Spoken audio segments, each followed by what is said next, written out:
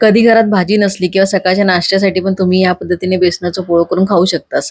नाश्त्यासाठी खाताना ना ब्रेडमध्ये टाकून सॉस बरोबर खाया एकदम भारी लागता. आणि आता माझी काय पद्धत बनवची असता ना ती तुमका सांगते. बारीक चिरलेलो कांदो घेतलाय, मग त्याच्यात टाकलंय मीठ, हळद, लाल तिखट, मालवणी मसालो आणि चिमूटभर ओवा, वायशी साखर, हिरवी मिरची आणि मोपशी कोथिंबीर या सर्वांना पहिला मिक्स करून घेऊचा. कांद्याक सर्व मसालो नीट लागलो ना की मग बेसन टाकायचं आणि मग वाईज वाईज करून पाणी टाकायचं. अगदी बॅटर पातळ पण करूचं नाही आणि घट्ट पण नाही.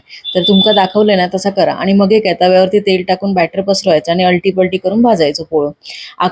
आता आमका ना कुरकुरीत असं पोळं लागतं म्हणून ना मी पातळ असं पसरवलंय आणि तो लवकर शिजता पण असं टाकलास की. आणि नक्की या पद्धतीने करा आणि माका कमेंट करून नक्की सांगा तुमका कशी वाटली रेसिपी. आणि सगळे लाईक करतात पण कमेंट काही कोण करणार नाही, तर प्लीज कमेंट करा. आणि आपली आपली रेसिपीज तुमका आवडत असतील, आपल्या चॅनल जर तुमका आवडत असत ना तर आपल्या चॅनलला लाईक शेअर आणि सबस्क्राईब करा तेवढं विसरू नका. धन्यवाद.